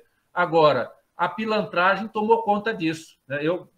Nós temos encaminhado, eu sou conselheiro aqui no Distrito Federal, Conselho de Educação, e nós temos encaminhado, assim que a gente recebe a denúncia, a gente corre e vai apurar. Chega lá na escola, os papéis estão todos perfeitinhos, bonitinhos, como se o estudante tivesse matriculado lá e fazendo o curso por 2 anos. Como é que pode? É falsificação. A gente consegue provar? Um ou outro caso a gente consegue, a maioria não. Então, é um problema de pilantragem, porque a escola, do ponto de vista formal, faz o trabalho direitinho. Agora, acho que uma coisa, Ramon, que eu acho muito interessante é o exame de ingresso no conselho. O Silaí, não, desculpa, agora há pouco estava aqui o professor que estava falando da situação na Alemanha. Na Alemanha, a escola é que dá o curso. A professora Adalto. Na Alemanha, a escola dá o curso, mas quem dá o diploma não é a escola. Quem dá o diploma é outra instituição. É um comitê formado pelas escolas, pelas empresas e gerido pela prefeitura, ou pelo Estado, ou pelo governo federal. Porque eu tenho que passar por uma prova. O nosso conselho, e eu já disse isso ao nosso presidente Wilson, né? O nosso conselho deveria adotar esse sistema, porque ele legalmente cria as condições para barrar a pilantragem. Eu tenho uma prova para ingressar nesse conselho, uma prova de curso técnico, não é uma prova para engenheiro, não é uma prova para pedreiro, para eletricista, é uma prova para técnicos. Para cada técnico eu tenho uma prova. Então, isso ajudaria tremendamente a diminuir os problemas. Não é uma coisa que o Ministério esteja em condição de fazer agora, mas é uma discussão que já passa no Ministério. Ter uma prova, porque não dá para a gente ter uma polícia para cada pessoa, até porque, infelizmente, até nas corporações policiais a gente tem bandido. Então, o problema é de honestidade e isso aí não se resolve assim com documentos, com papéis. Obrigado, Wilson. Já estamos partindo para o final. Nós temos Arimateia e Antônio Godoy. Se alguém ainda quer formular uma pergunta, o momento é esse, porque nós vamos terminar. Ari, é com você. Boa noite a todos e a todas. Boa noite ao amigo Osíris, professor Wilson, ao Augusto, então, e aos demais companheiros e companheiras que estão aí participando, né? Como o Osíris colocou, eu sou aqui da Paraíba, da terra que o sol nasce primeiro, né? Sou eletrotécnico, primeira formação, também sindicalista, licenciado em Geografia e bacharel em Geografia. Atuo na área da eletrotécnica e também no ensino. Achei muito interessante, e sim, professor Wilson, e o ensino fundamental, né? Dentro da Geografia. E me chamou a atenção na sua fala com relação às escolas de base, né, do ensino fundamental e depois formação do ensino médio e superior, isso levando dentro de um princípio de uma escada. No Brasil, quando se fala em educação, dentro da sua maioria das vezes, ela está muito bacaninha no papel, na lei de diretrizes, né? Agora na nova formulação do ensino da educação básica, da BNCC. Mas quando se fala, de fato, do ensino, quando se trata na prática, ele se torna precário, porque nós temos o melhor quadro de profissionais está no ensino público, porque para poder estar no ensino público tem que passar por um concurso e tem que ser habilitado naquela área, diferente de escolas particulares. No ensino público, não se tem, faz feita aquela história que se diz de uma piada que diz, quando tem um óleo, não tem um motorista, quando tem um motorista, não tem o carro, o pneu está furado, sempre está faltando alguma coisa. Nós temos um quadro de profissionais no Brasil como um todo de excelência, pelo menos todos são formados, no mínimo com a formação para habilidade para lecionar naquela disciplina. Porém, não tem um incentivo financeiro, porque é descumprido a lei do piso nacional. Nós não temos o apoio logístico, institucional, salas de aulas adequadas, estruturas para poder lecionar, e ainda se vem com a questão da carga horária excessiva, né? Conteúdo, e quando algum profissional caminha, né, vereda por outras formas de passar o conhecimento, eles são podados, né? São questionados, por que você faz isso e não dessa outra forma? Né? Porque você tem que fazer prova, você tem que fazer os relatórios, você tem que... Então, se torna algo que, na prática, no resultado final, não é satisfatório. E aí, quando você faz o comparativo com escola privada, na escola privada nem sempre os profissionais são habilitados dentro daquelas suas disciplinas a qual estão lecionando, e os resultados aparecem. Mas porque existe toda uma condição de laboratórios, de formações, de treinamentos e outras coisas mais que fazem parte do mesmo esboço, né? Então, eu gostaria só de tecer esse comentário, né, com relação ao ensino fundamental, mas que também nós não devemos esquecer do ensino técnico, né? O ensino técnico, ele é primordial. Eu fui aqui na Paraíba, membro do Conselho Superior da instituição, do IFPB, né? Participei de toda essa parte de estrutura, eu saí de um conselho diretor para um conselho superior. Então, eu saí de uma escola técnica para um instituto federal, acompanhando todo esse processo de implementação dos institutos e também da ampliação dele. Então, foi algo muito interessante, está sendo positivo no ponto de vista da descentralização, e com relação à educação, não resta dúvida. Nós temos que ter o foco no perfil de cada localidade. E aqui na Paraíba nós tivemos esse cuidado, pelo menos até naquele momento que estávamos, né, que eu estava acompanhando de perto, nós tínhamos o cuidado dos cursos que iam ser implantados em cada campi, que eles tivessem um foco para aquela região, para que as pessoas, ao terminar o curso, permanecessem nas suas localidades. Então, no todo, é só parabenizar ao Wilson, ao Osiris, né, a Ubatec, enfim, as palestras, por esse ciclo de palestras que é tão importante para nós técnicos, até mesmo para socializar as informações pelo Brasil afora. Muito obrigado.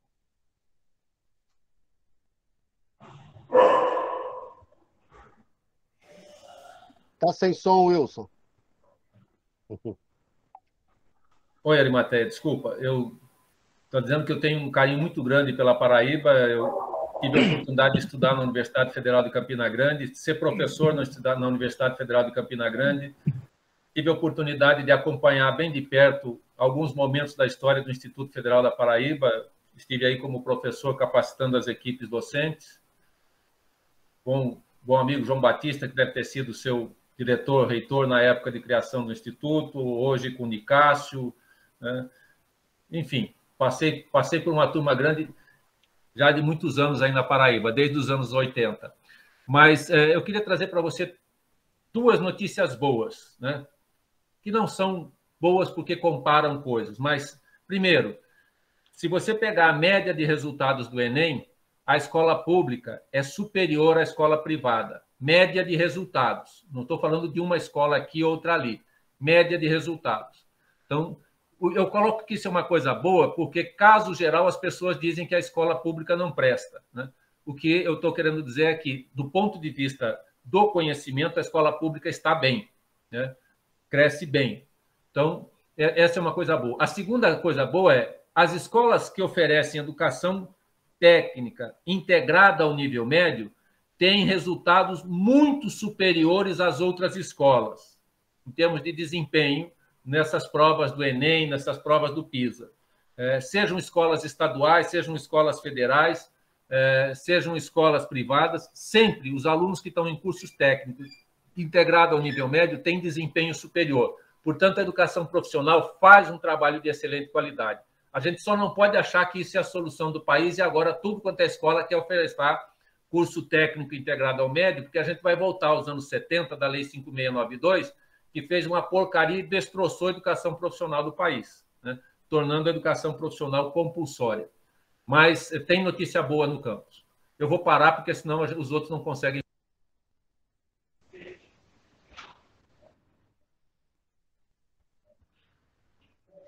Osiris, está sem som, Osiris. Então, por último, meu amigo Ari, do Rio Grande do Norte. Fala, meu amigo rubro-negro. Eu vi alguém com o escudo do Fluminense, então não misture não, por favor. Bom, sou tricolor do coração, um time tantas vezes campeão. Mas boa noite aí, professor. Eu fui contemplado várias vezes e com a presença do nosso decano, Osiris, João, Arimateia, eu que veio da ETFERN, né? Fiz ali nos anos 70, 77 a 80, né? Passei todo esse período de organização dos técnicos, da APROTIR, de fundar, mesmo aquelas coisas, professor, de fundar a Associação dos Técnicos Industriais do Rio Grande do Norte, depois Sintec. E eu tive uma experiência muito interessante, quando virou Cefet, eu fui conselheiro, diretor, né? Que a Arimateia falou agora há pouco, foi uma experiência em que eu pego a posição do governo FHC para o governo Lula. A gente sai de um orçamento X para um orçamento 5Y. É um negócio... foi um grande estouro da organização do ensino técnico. Aqui, a gente está... O nosso secretário de Educação, o professor Getúlio. Você deve ter conhecido.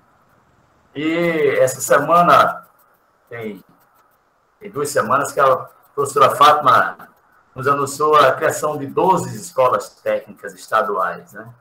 Isso é um fruto de um investimento de quase 400 milhões de reais. Então, isso para a gente foi uma notícia muito boa, tendo em vista o desaquecimento dos investimentos nos ensinos técnicos a partir desses governos que vieram após o governo PT. E isso é uma notícia importante, de 400 milhões de reais em 12 escolas técnicas. E minha colocação, professor, da luta da militância nossa, nós não conseguimos nos organizarmos fortemente quanto categoria, né? Eu acho que há um descolamento entre a formação profissional e a formação de mercado. Porque quando você quando você sai da escola técnica e pisa naquela calçada ali e se desloga com o mercado, ainda há um despreparo do técnico do ponto de vista da sua formação política, de cidadão, que está no mercado de trabalho. Isso tem uma diferença muito grande. Então, a gente nunca conseguiu, batalhar uns anos, para ter uma organização mais presente. A FETEC tem seu papel estratégico, agora vem o nosso conselho, né, com atraso de 50 anos, aí, mas chegou. E eu acho que continua a tarefa para a gente que ainda está no mercado, para os que vão chegar, de buscar essa luta para a participação no mercado com mais direito, com mais reconhecimento. Eu acho que essa luta ela vai ser incessante, porque nós precisamos ter a valorização precisamos ter as conquistas de reconhecimento, valorização e reconhecimento, porque quando o senhor coloca e vai somar com a fala que até me causou uma estranheza, mas agora, depois da sua colocação, eu fiquei mais aliviado, é quando o ministro aí da Educação, desse governo, vai lá na Roda Viva e diz que a universidade é para poucos. Ele, de alguma forma, ele valoriza, ele coloca a questão do ensino médio, do ensino tecnológico, do ensino, valorizando isso, e a gente fica nesse acabouço assim, de que, precisamos fazer mais, precisamos nos organizar, e é sempre muito incipiente. Esse era o comentário que eu queria fazer. 40 anos quase nisso. Ari, primeiro, o meu abraço para a Etferne, um abraço para o Getúlio. Sim. Eu tenho um carinho muito grande pela Etferne, eu estive aí muitas vezes, tenho muitos amigos na Etferne, hoje Instituto Federal do Rio Grande do Norte, que faz um excelente trabalho, é uma escola de vanguarda no Brasil.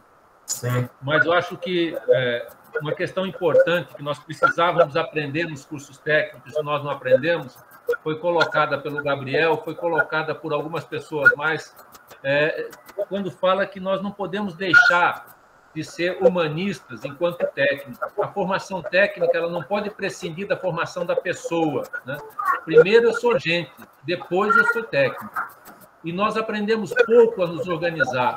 Já dentro da escola, o nosso Grêmio ele é uma entidade que não interage bem com a escola, com a direção da escola, é como se fosse um inimigo da escola. Então, é preciso que a gente construa essa cultura democrática de que todos temos pensamentos, alguns iguais, outros diferentes, alguns têm forma de se manifestar mais suave, outros têm uma forma mais brusca de se manifestar, mas todos somos gente. E, como gente, a gente tem opiniões diferentes, mas temos necessariamente que expressar as nossas opiniões, que ouvir as opiniões dos outros. Isso é uma coisa que a gente aprende pouco na escola. Me parece, e aí eu quero exaltar o papel do Rio Grande do Norte, que no Rio Grande do Norte a gente tem um grupo capaz de pensar diferente. Eu conheci a escola do Rio Grande do Norte no tempo de Raimundo ainda, depois Luzia, passei por Getúlio, passei por toda essa turma que está aí, até Arnóbio agora, começando o trabalho dele. Então, assim, sempre reconheci nessa escola uma capacidade de pensar para além do parafuso, para além da prancheta. E acho que isso faz falta na educação profissional do Brasil. Porque com essas características a gente enfrenta qualquer situação que vem. Alguém pode estar falando assim, mas nós estamos aqui para falar de política de educação ou para falar do profissional do futuro? Não, estamos falando para falar do profissional do futuro, mas isso depende da política de educação. É essencial que a política de educação olhe para esse menino, para essa moça, para esse homem que está em formação, né, e pense que amanhã essa profissão dele poderá não existir. Eu vi o Ramon falando agora há pouco que ele é técnico de mineração. Olha que loucura! Eu vi uma pessoa escrevendo um livro dizendo que o técnico de mineração está condenado porque essa profissão vai acabar. Esse cidadão nunca trabalhou na vida dele, ele ficou a vida inteira sentado atrás de um birô escrevendo porcaria. Ele nunca viu o que é um profissional de mineração. Ele não sabe como é que se processa. Lá na mineração vai ter automação, aliás, tem, né? O Ramon sabe falar melhor do que eu. Muita. Mas é preciso da pessoinha que faz a automação funcionar, e essa pessoinha é um técnico. É um homem, é uma mulher, é uma jovem que está lá dentro da cava, que está lá na lavra, que está fazendo o processo acontecer. Se alguém não programa, a automação não acontece. Se alguém não monitora, a automação não funciona.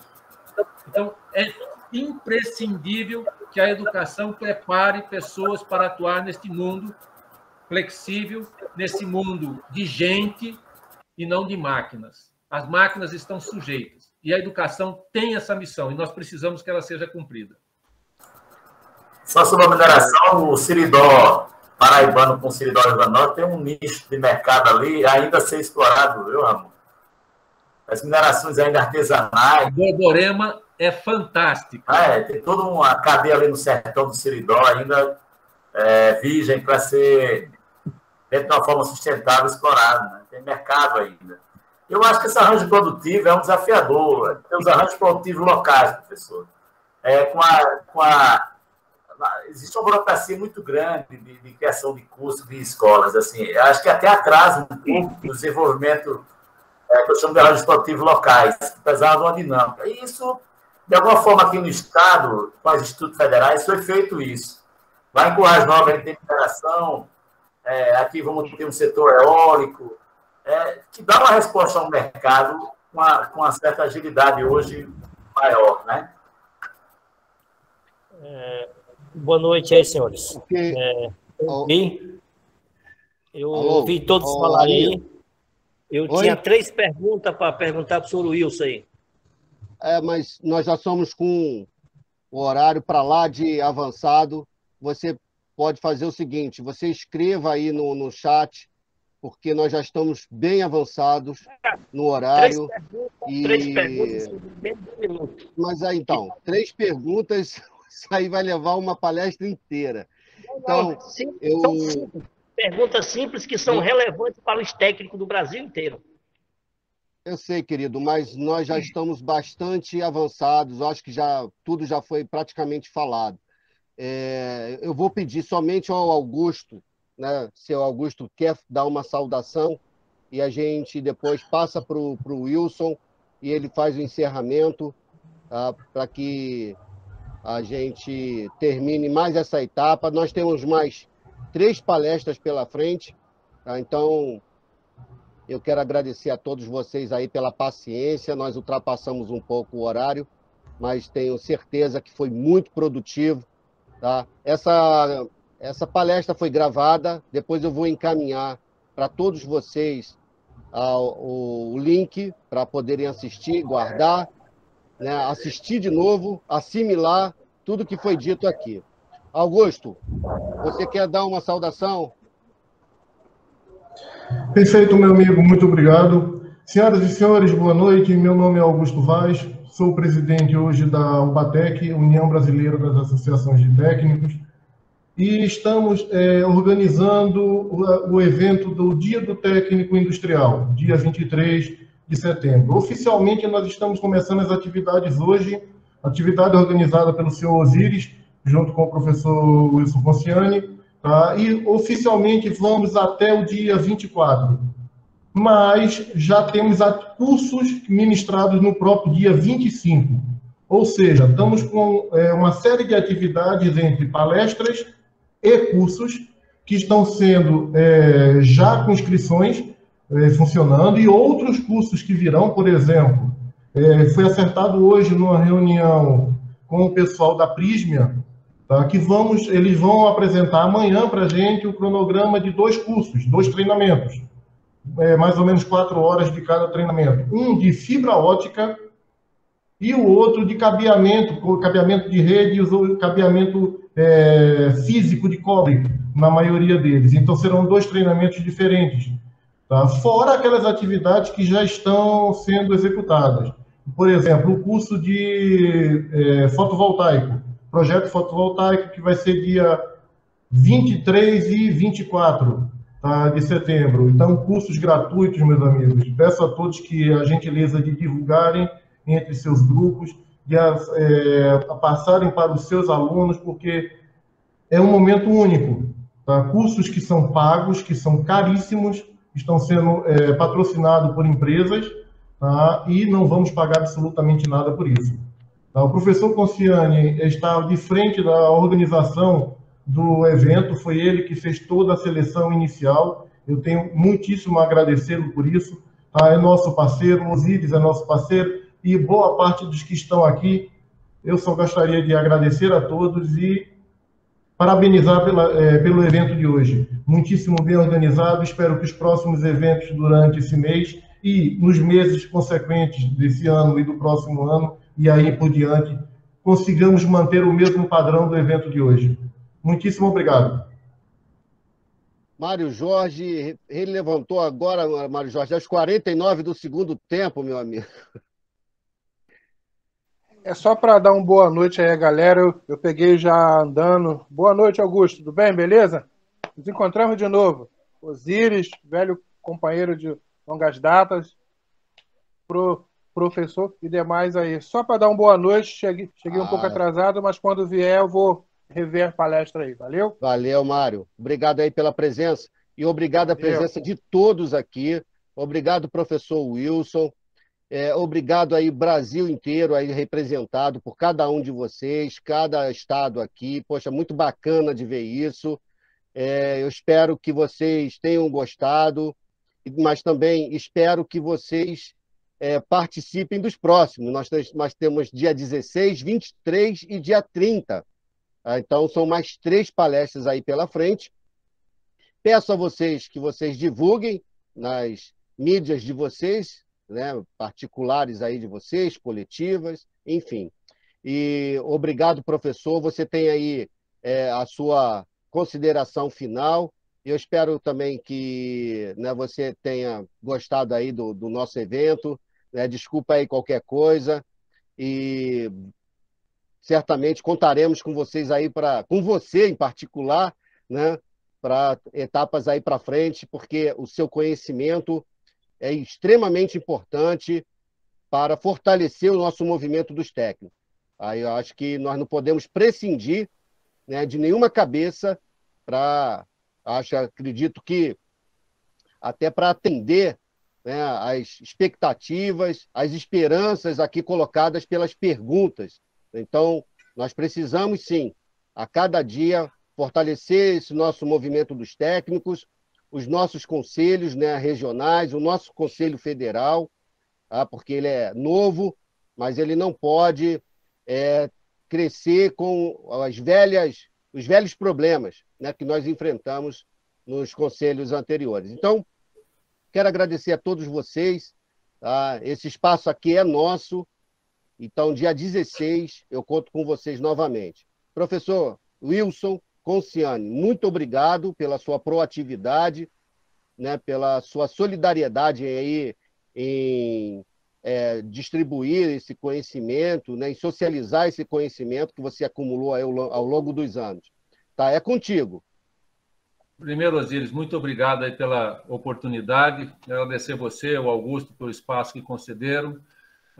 Eu vi aqui alguns dos meus ex-alunos participando. Estou vendo o Givaldo está por aqui, eu vi o Marcelo Sestari e a Gabi estavam por aqui, o outro Marcelo também estava aqui. Os meus ex-alunos lá de Mato Grosso estavam aqui. Eu tenho uma alegria muito grande desses meninos, dessas meninas que me ajudaram durante a minha carreira, que me fizeram ser o professor que eu espero ter sido para eles. Queria agradecer a vocês e dizer que o nosso papel é trabalhar juntos. Eliton, uma pena que não tenha dado tempo, eu peço a gentileza, pode mandar a pergunta, eu já coloquei aqui o meu e-mail, tá? no Drive, no chat, então você pode mandar a sua pergunta, eu vou ter prazer em responder para você, porque infelizmente o tempo é pouco e a gente quer falar, porque é um espaço importante, a gente tem pouca oportunidade. Osíris, obrigado por abrir esse espaço. Gente, desculpa aí pelo alongamento, muito obrigado e até a próxima. Até mais. Boa noite a todos.